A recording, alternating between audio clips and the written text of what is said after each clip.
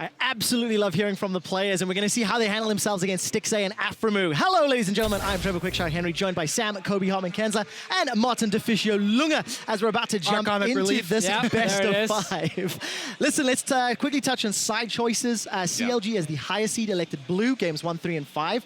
SKT games 2 and 4, they picked red, so we're going to have another potential all blue, all red series. Makes me really excited to see what Faker is going to do, right? Yeah, I know you're gonna have second guesses because Faker's gonna have the opportunity to counterpick Huhi in every single match. You know, if things start going badly for CLG, then as a lot of the analysts predicted, it could snowball the series. I mean, that's the thing, right? Huhi, he better be able to run fast because Faker, he's coming for that booty. Swiggity swooty, and you better watch out because Faker usually gets what he wants. But it's such a problem when we just look at the pick and ban phase because we know the amount of counterpicks Faker does have. Like Fizz is one of them he showed in the semifinal. If you can play Fizz into Xiao Hu's Azir, you can play it into Hui's Azir as well. Yeah.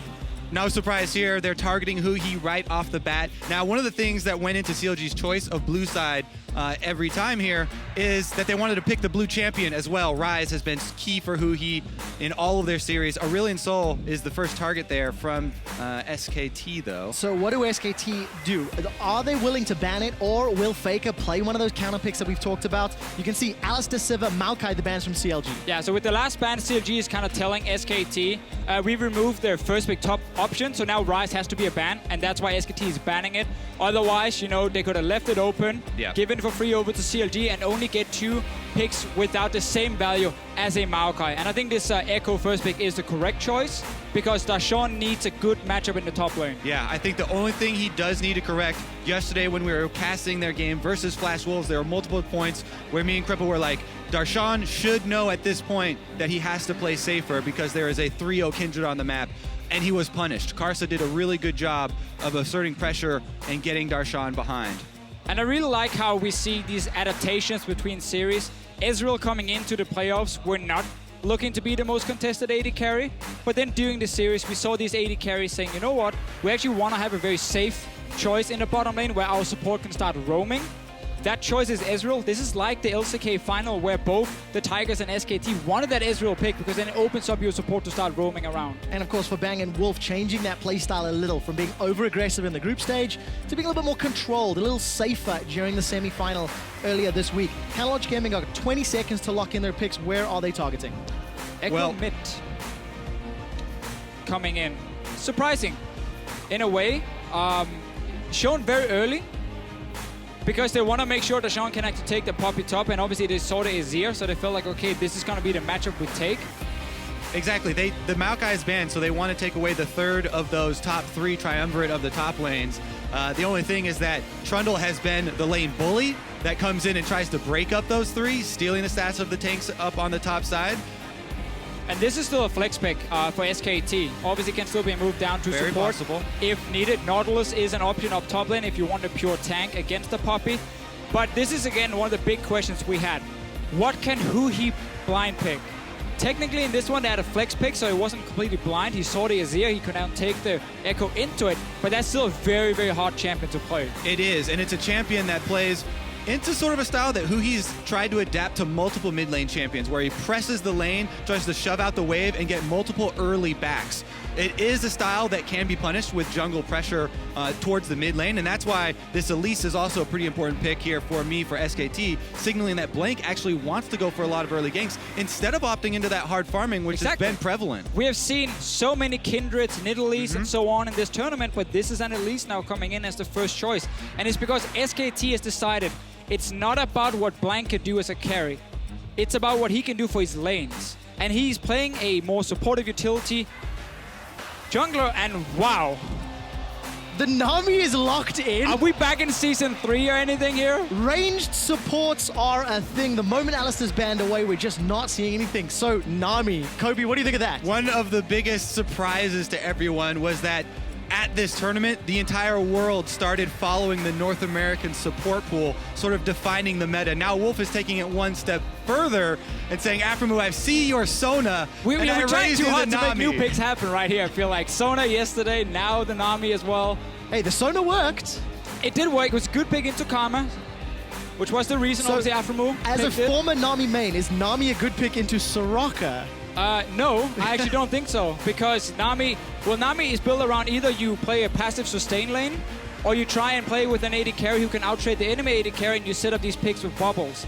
The problem is Soraka will out-sustain the Nami, so you actually have to be able to all-in them. I also agree with Officio in the team fight phase as well, because when CLG run the Echo mid Poppy top, which they've done before, they use it to take out the back line of their opponents. And Nami's a little bit less reliable in defending her AD carry. We'll find out if those tidal waves work out. You guys at home, jump on Twitter. For the first time in the Championship Series at the Mid-Season Invitational, will it be hashtag CLG win or hashtag SKT win? As far as the trophy is concerned, you can see both NA LCS and LCK setting themselves up to do battle in this best of 5. Definitely going to look at the top lane, first of all, for me, because I want to see how SKT play around Duke. This should be a winning lane for SKT if they find normal lanes. Will CLG try and force the lane swap because of this? Well, we're about to find out, Kobe. We are on the riff for Game 1 in the best of 5. The North American LCS on the blue side for the entire series, however long that may be. And SKT, they've got their sights set on the only trophy they have yet to secure in the world. It's definitely something that people have glossed over a little bit. This is one trophy that slipped through the fingers of Coma, Faker, Bang, Wolf last year at MSI. The one thing missing from their collection. Taken away from them, if you will. Stolen, basically. Yep. Earned by China's CLG. I like that one. So this game again, we saw some surprising things in the pick and ban phase. Nami obviously jumps out instantly, but also as we talked about, the fact that we get this Trundle Elise combo for SKT, what I liked so much is that CLG likes to counterpick supports. But when they saw the Trundle, they didn't know. Was it going support? Was it going top lane? Obviously, there was a high chance it would be top lane for Duke into the Poppy, making it a bit harder for CLG to get a specific counter pick. Soraka is just their go-to, honestly. Right now, a lot of people consider her the strongest of the ranged supports, and that's why they went for that choice. CLG are going to get some early information. Let's see how they react here. Bottom lane does look like they're trying to move away from it and get that lane swap so that Darshan won't have to play into the Trundle. And I really like this level 1 by CLG, where they go in and actually get the 3 deep boards. Some damage onto Blank. They're going to chase this one. Exhaust has been used, but Afro and Styx, they can't really stick to Blank long enough. So this is very good scouting by CLG, because in the semifinal against RNG, last game, Blank did exactly the same. When SKT lane swapped, he snuck in, started the enemy Raptor, and then snuck down and took a red buff after. But CLG walked in and stopped him. Yeah, we've got to touch on how aggressive Afromu's being here. He tried to use the exhaust just to get the slow so his next star call would land. Now Wolf is trying to answer, though, in mid lane. Soldiers going down. Flash bubble flashed away, but that is a great trade. And going to put Huhi even further on the back foot. Got it. Afro's still not done. Continuing to challenge Blank in the jungle. Looking at the minimap, there's no response yet. That was a really early smite from Blank there. It doesn't matter, because right now Duke is just getting free farm in the bot lane. He doesn't care about his own jungler being delayed. Didn't even get to see if Afro managed to steal that one. No, Blank picked that one up, I believe. But like, look at the CS, because Duke just sat bot lane, 1v1, Bang is in look trouble. at this, Bang and Darshan. No, he got minions. The minion wave is going to help out, and Darshan gives up first blood to Bang. A huge mistake from Darshan, though, and a really good punish by Bang, fighting him in the minions, going aggressive, not letting Darshan get away with that. Look at the minimap. Faker smells blood in the water. He's coming over the wall. He's level 3, got access to the soldiers. What's going on? He's down. Blue buff is given to Faker at level 3. Counter Logic Gaming, they are pulling a G2 and getting crushed in the early game. A 3rd kill on the cards. Starcall comes out. Stixay's now in trouble. He's trying to put one back.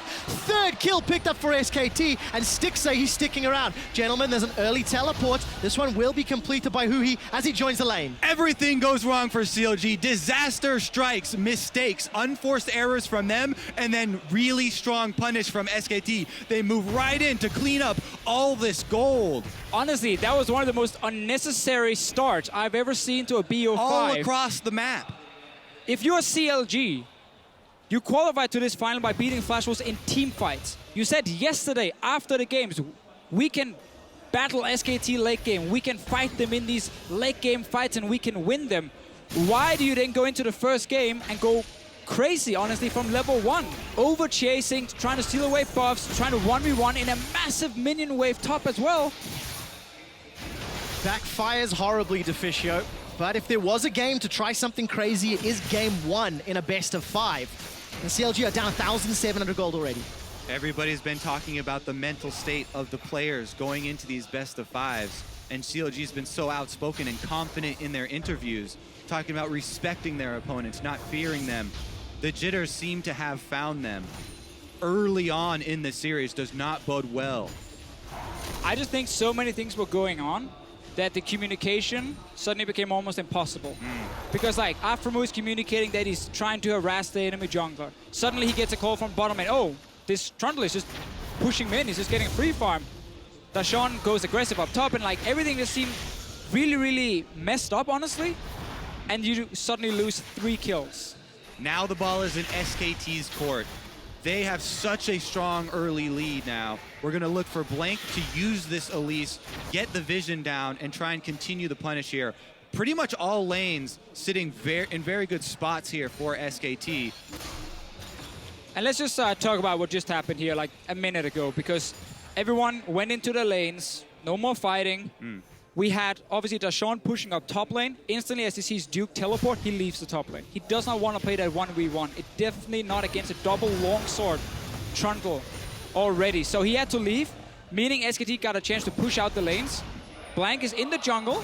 He's going to try and pressure with the bottom side and increase the advantage, but Nidalee's very difficult to go for those invades on. Defensive ward allows Smithy to land the spear and ward him off. But Smithy is actually on the wrong side of the map here. If you want to stop Duke from farming, you need your jungler top side to just instantly dive him. Seems like though actually by him just taking a bit of damage, he backs away. I'm not sure if it's because he's not 100% aware. Oh, look at this trade in the mid lane. Huhi's looking for the parallel convergence. A flash away from Faker. Huhi on the assassin is now in trouble. Chrono breaks back, does not get the damage. There's a time winder. Will continue to poke out Faker just before he gets his divide. Some very confident play there from Huhi, and that's the matchup that we talked about, the way you're going to have to play it. Here we go, another interaction with the junglers. Blank a little bit behind in farm, as that earlier invade he tried to do on Smithy cost him quite a bit of time, and the Nidalee should be able to pull ahead, but this bottom side of the map is SKT territory now. And now suddenly Dashawn is all alone. This is looking scary. 3 members of SKT grouping. No teleport to help him. Under the tower, there is a flash available. Dashawn's going to put the steadfast presence down. Dashes forward onto Blank. Bubble is not thrown. It will throw Dashawn up, and the kill secured by Blank. Another strong punish from SKT. The first invade fails for Blank, but they're able to recover right after. And Dashawn, all by his lonesome down bottom, goes down once again. Yeah, you're never supposed to sit and just defend on the towers in these lane swaps if you don't know where the enemy jungler is, and he got punished, but now Duke might actually get the same treatment up top. Yeah, they're going to try and close in on him. No AD carry for the extra damage here, but Nidalee's great at chasing. There is an exhaust thrown down. The root will find. Smithy's going to keep pouncing forward, and an easy pickup, the first for North America. Yeah, we see 2 top laners here, very greedy for farm. No one really wants to fall behind. Duke, he knows he needs to become a split-pushing threat to have value on the Trundle. And Dashawn knows if he falls too far behind, there's nothing he can do to stop him. So they greed for the minions and they get punished. Yeah, and CLG are clawing right back into this game. Yes, they are down the early dragon, which is something that SKT have focused on very heavily in the knockout stages and done a very good job at controlling. But CLG are happy just to be back within, gold range here. A lot of it, though, is sitting on this Nidalee compared to the Elise, and a lot of it is that farm. I mean, there's the key thing. While they lost kills, they actually didn't lose farm, because they had some of the lanes like mid lane, who he had pushed it out before he roamed. Yep.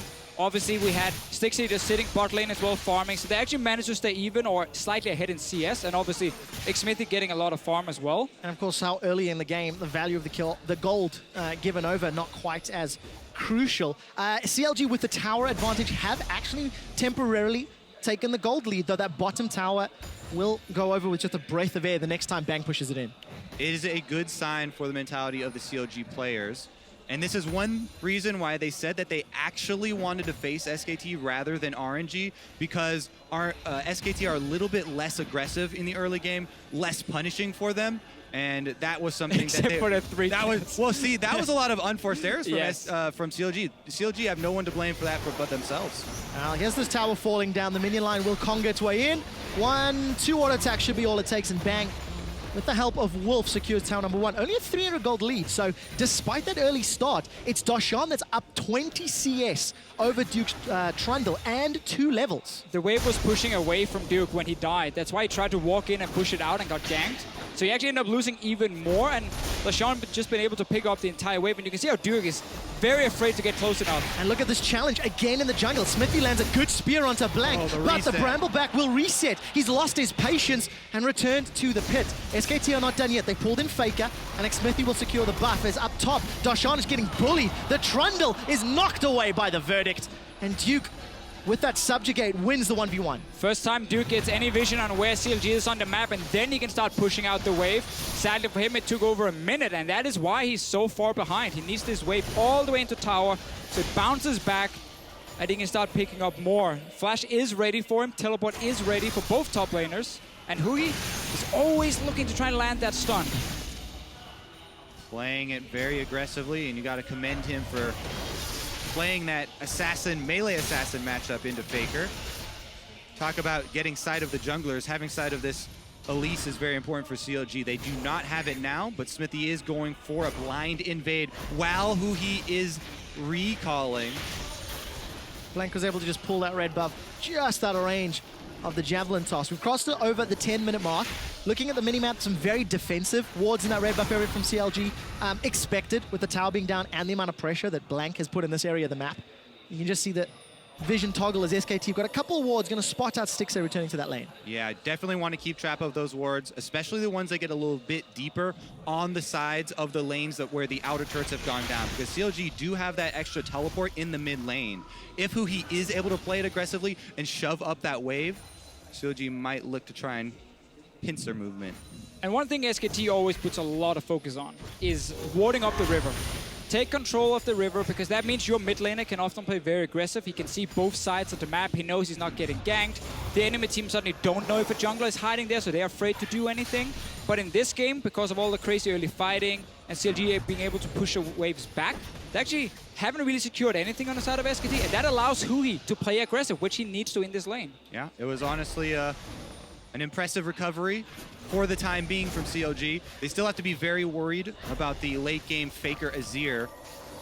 Now, I'm wondering at what point Duke's going to be worried as well. 77 CS to 41, still down in experience, and Darshan, one of the guys we were looking at in terms of how is he going to perform, how is he going to handle Duke and maybe the opposition, has put off a good early game at the moment. And I really want to highlight what CLG is doing on the bottom side now. Because SKT tried to set up that ping ward in the river. Instantly, CLG pushes out bot lane, roams with 2 members in, and they clear out that ping. So once again, CLG is constantly fighting for the river. They're saying, SKT, you're not allowed to just hide the river, hide your jungler. We're always going to be able to spot him. And specifically for the Faker matchup, you talk about being able to play aggressively in the mid lane has a lot to do with the player that they field in this mid lane. And it's also why the rest of SKT, if we look at the side lanes, especially against RNG, they didn't play aggressive. Because all they had to do was push out their lanes, not fight, not risk anything, just push out your lane, ward up that river, and just let Faker on a Fizz or whatever strong laning champ, not a strong lane champion with the Fizz, but a champion who could then snowball, let him play aggressive, let him get a few kills, and let him win the game. And that's exactly what SK did to get here to the finals. Dragon will be spawning in 45 seconds. Currently, deeper vision for SKT, as you can see, Smithy starting to clear it out and regain some control. Wonder if CLG are going to be interested in contesting this one. The first Dragon went over in exchange for a kill on Duke, and TP used by Hui back into the middle lane. Front of that Abyssal Scepter is going to help him out. A couple of pink wards in CLG inventory, and it looks like the SKT vision is starting to dwindle and wither away. Again, that's all credit to CLG and how they managed to push up lanes and then roam in and take them out, because it's very hard alone to kill a pink ward. It's very risky to do. SKT is trying to get some vision around this Dragon. Iceborne Gauntlet on Bang is going to put a slow on Aphromoo. Tidal Wave is flashed away as the Dragon spawns in the corner of the screen, but that means no summoner for Afro. Look at Darshan's positioning as well. He's looking to dive Faker right now at the same time the SKT are starting up this Dragon. The dive fails here for CLG, but that's enough to dissuade SKT. All that SKT have to do now is wait for the top lane to advantage to culminate in the tower kill here for Duke. Darshan used a lot of time there going for that play. Yeah, not a big fan of the roam from Darshan because I feel like he's much stronger in a team fight at the moment due to Duke also being behind in farm, obviously, and sitting on a Tiamat at this point, so he's not very tanky. That means Darshan should just stay in his lane, wait for a team fight to start, and then he should TP in instead.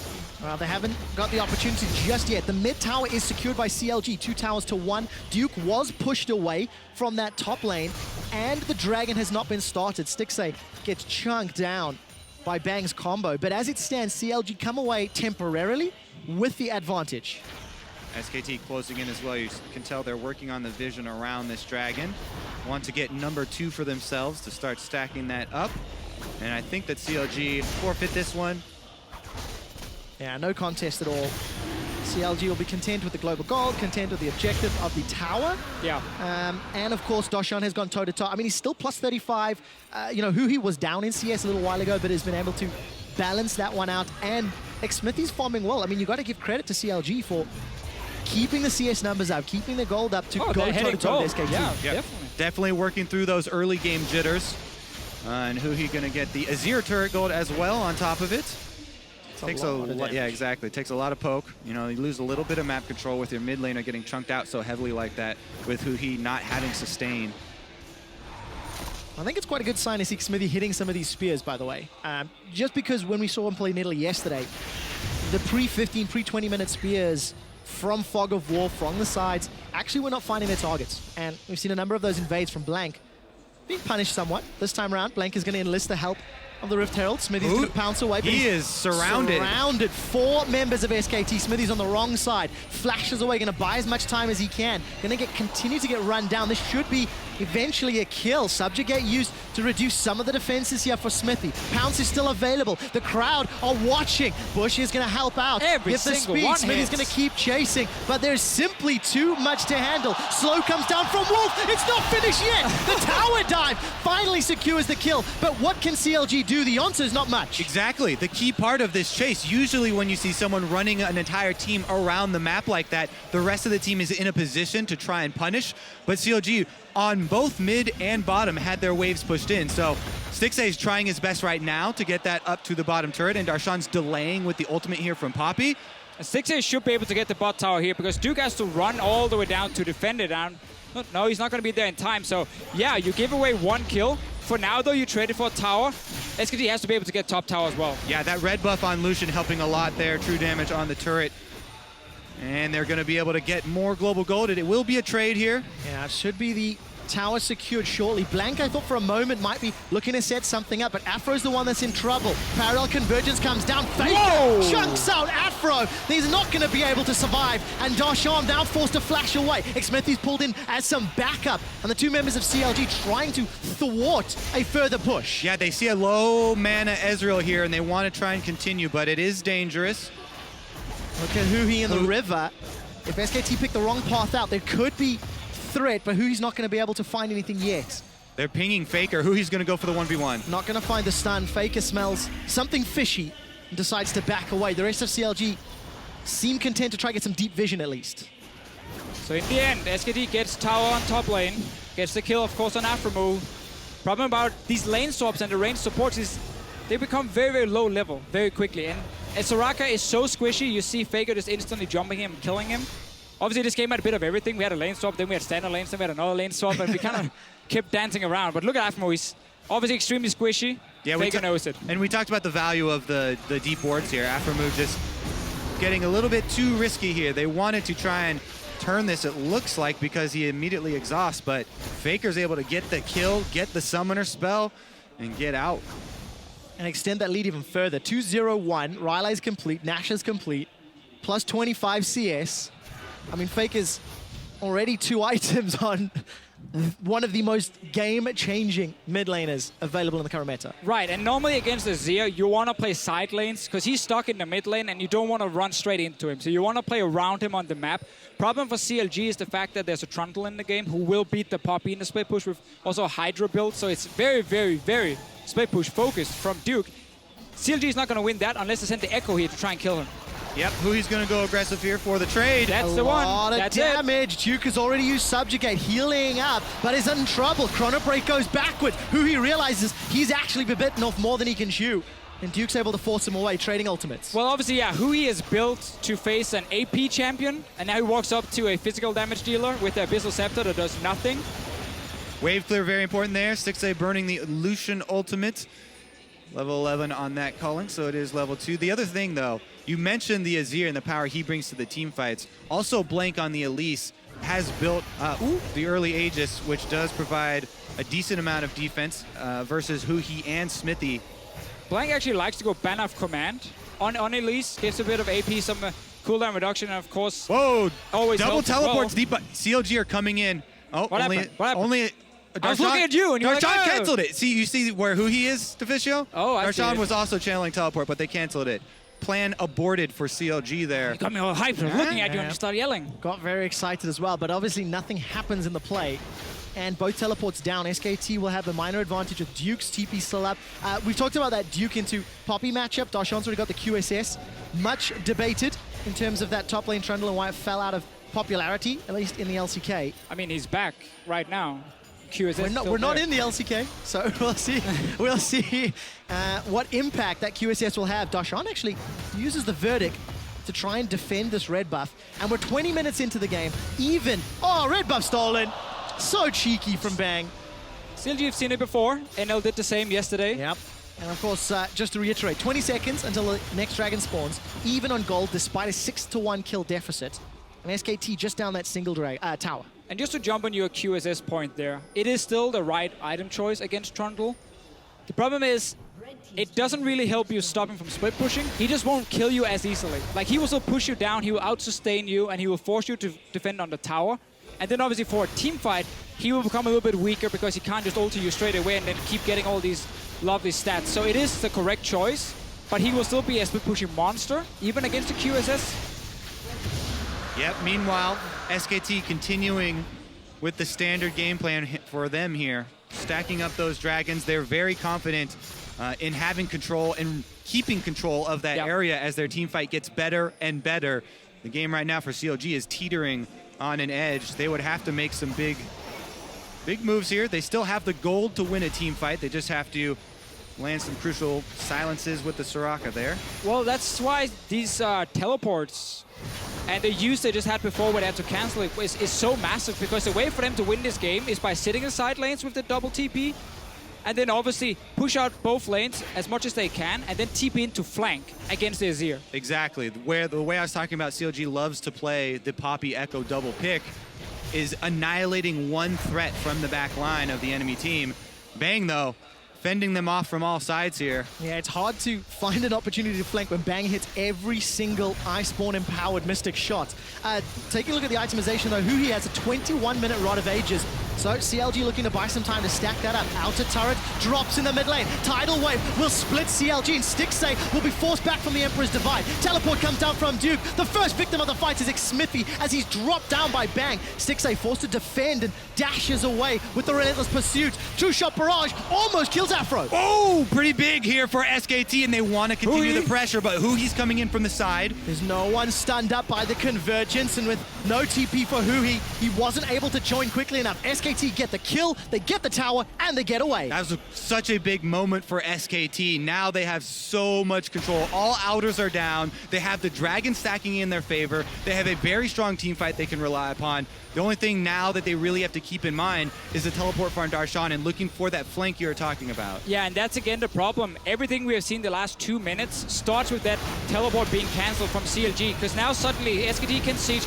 Great ulti, by the way, from Wolf, stopping Stixay from dealing a bit of damage, and then they manage to take down the one member they need to win the fight. But again, getting the dragon, sieging on mid tower, it is only possible for SKT to do without being afraid of anything, because the TPs were on cooldown for CLG. And Darshan obviously cannot win the side lane battle, so he has to be able to have a bigger impact in team fights, or he can do nothing. And this is SKT's go-to game plan. They're very at home at this stage in the game. They can play safe, they can play calculated, and they just have to move up slowly. CLG, they're the ones who have to throw in the wild card now. We got the banner. That's going to give Darshan a little bit of a headache. Red So buff is Ezreal.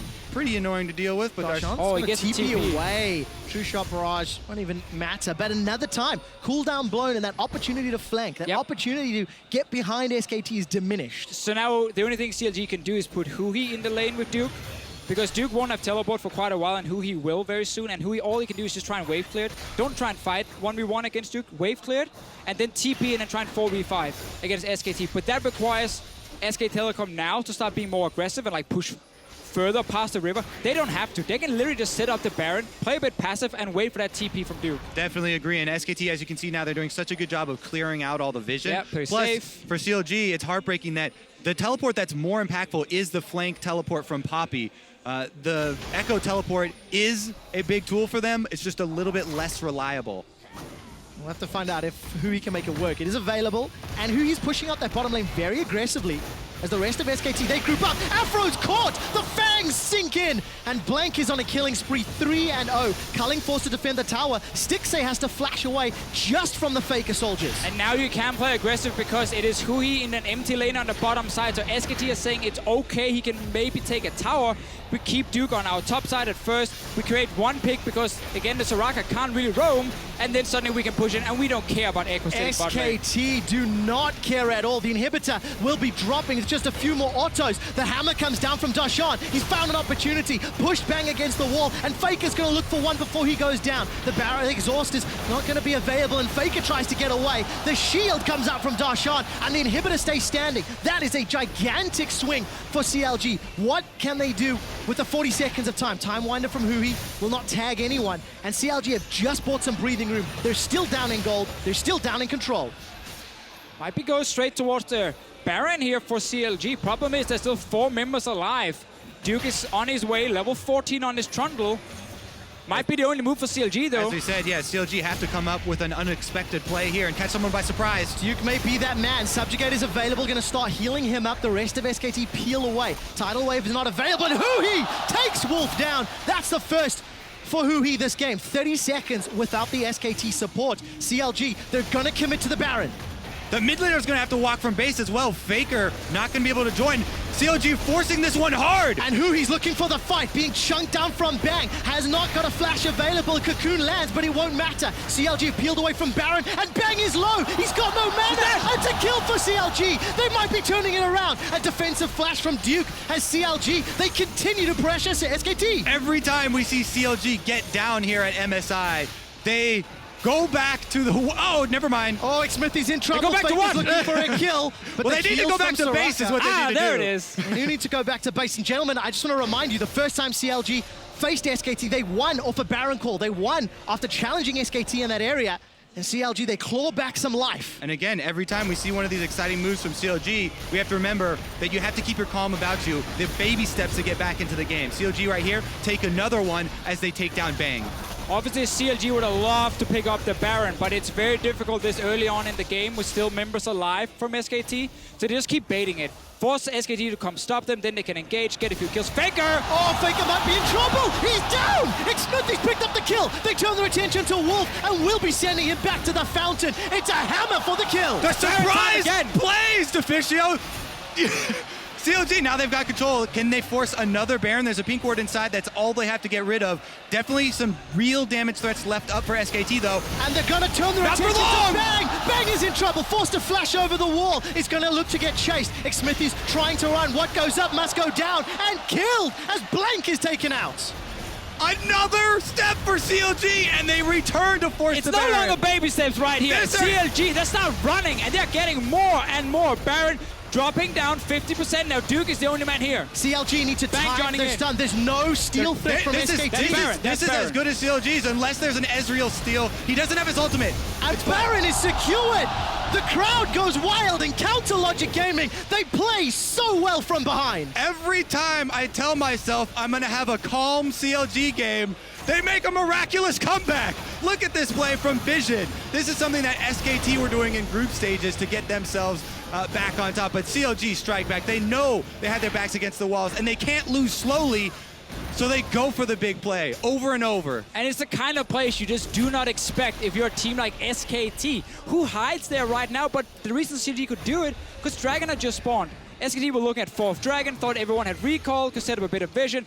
Instantly, CLG collapses, gets the kill, Dragon get the stacking Baron. is still a very real threat here from SKT. But now you're fighting into Baron buff, and remember, Duke, yes, he's very strong in a split push, but he's not that great in a team fight. There's 2 coming from the flank. Darshan's looking for blood. The Dragon should be secured by CLG, and that is a crucial steal away. Showing restraint there. You don't just charge in. They also have the mid wave here. They can press in and get a turret as well. Really good sign for CLG that they're not getting too hyped up on their steps to come back in this game, and they're going step by step. Just take the Dragon, slow the stacking, get the extra gold from the standing turrets. And I think we have to highlight the fact that CLG were simply not in control. They were only down a small amount of gold at the 25-minute mark, but they were playing defensive, they were playing reactive, and it was SKT in the driving seat until this series of plays. Right, not only was CLG down a bit in gold, but also composition-wise, it was very difficult for them to get the proper team fight.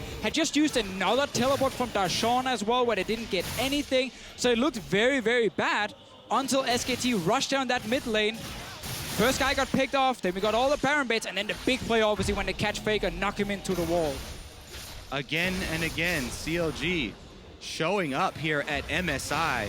It's been said so many times, but they're doing North America proud. Coming from a region that at international events was openly mocked for years. That's why people are getting so excited for these CLG comebacks that they're mounting. SKT gonna give them a taste of their own medicine, though. Gonna chase forward. Bang's looking for Stixay. Afro will find the heal of the Astral Infusion. Flashes out of range of the tidal wave, but it's Bang that's in trouble. Here comes Hui, looking for the stun. Will find it onto Blank, but forced to back away. Duke's on the front line. Look at the slide, glide, divide. Faker split the fight, but nobody's gone down. Xmithy was golden from the hourglass. Blank jumps forward. 2 kills for SKT. A full retreat as Hui is trying to recall. Afromu goes down, and now SKT have got 45 seconds. Yeah, short-lived CLG comeback right there. SKT running straight down the mid. They're gonna get the inhibitor. Darshan just have to go back and try and clear out the minion wave instead, because it's only 1 melee minion for SKT. I don't think he can really do a whole lot here. We're about to find out. It's only 31 minutes into the game. SKT decide not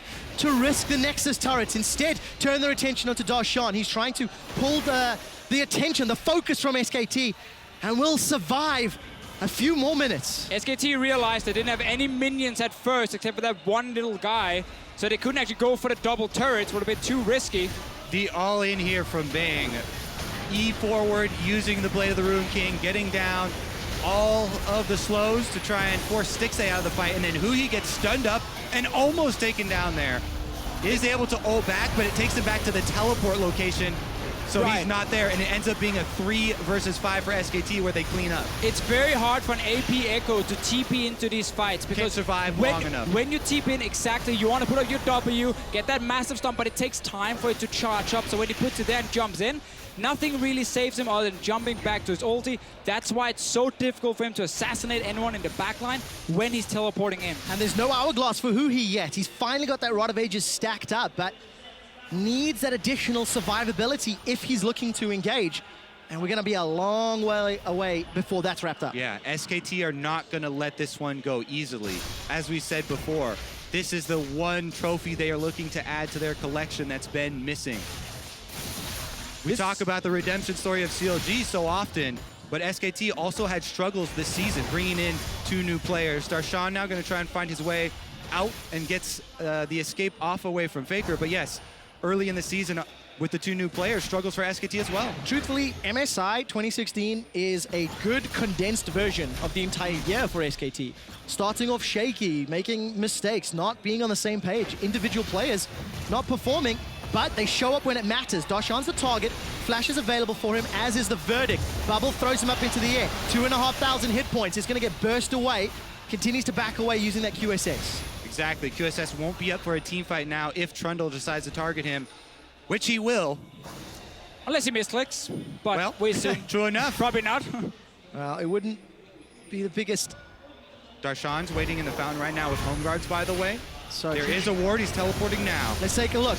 Teleports in the river. It's very far away, and Stixay has been chunked low. Afro's going to do a lot of work Here comes Darshan from the back. The verdict is available. Bubble throws him up into the air. Darshan's in trouble. He's winding up for the poppycopter. He's found a target and sent Blank away. Stixay's low. He goes back in. That's a big burst of damage onto Bang. The fight is split into two. With Bang down, Counter Logic Gaming might have a chance. Faker! Fast presence. Faker's got Afro, but the damage dealers are still up. Stixay's caught between a trundle and a pillar, and he's in trouble. They've got Faker, but the chomp comes down from Duke. Darshan's the last man standing in a 3-on-1. He will be taken out, but how much time can he buy? The shield, the presence, the running for his life. There's no flash and no time. There's still super minions. The taxi comes up before the ace is secured by SKT. CLG did manage to get a few kills here because SKT actually split up at first, fought on different fronts, but instead they made in the fight and now they're going for Nexus.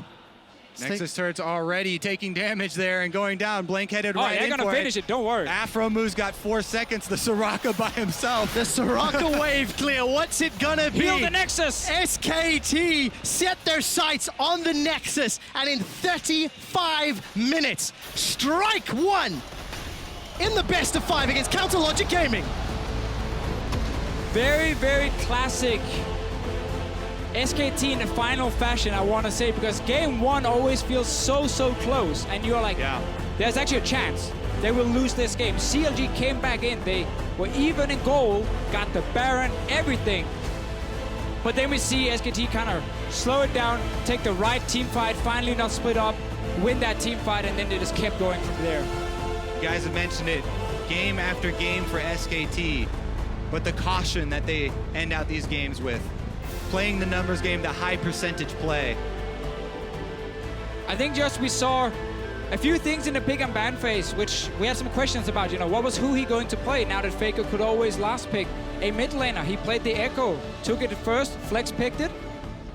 On paper, it was smart. In game though, when you wanted to play that 1-3-1 style, it is so hard to pull off that Echo in team fights. Yeah. And we saw him go in, try and get a stun, try and kill someone, but it was very hard for him. He needed those split up fights before we really saw who he do a whole lot. Yeah, it didn't really work out for Counter Logic Gaming, but they dug very deep. They put on a strong performance despite the mishaps in the early game, and now we get to see how Counter Logic Gaming bounce back. How good is their mental fortitude?